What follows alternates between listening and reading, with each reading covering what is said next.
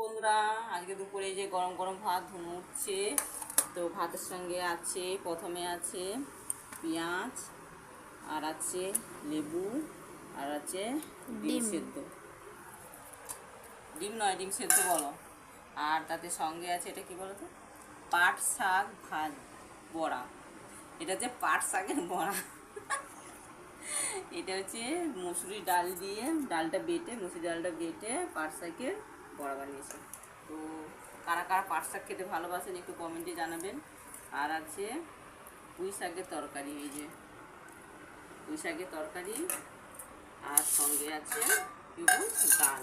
ডাল আমার ফেভারিট। হ্যাঁ, প্লেন ডাল। তো লেবুটা দিয়ে ডালটাও খেতে ভালো লাগে, তাই তো? হ্যাঁ। তো আজকে দুপুরে আমাদের এই খাবার, তাই না? তো আমি একটা পাট শাক খেয়ে দেখি,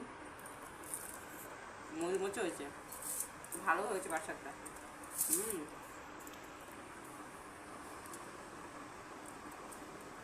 টাটা।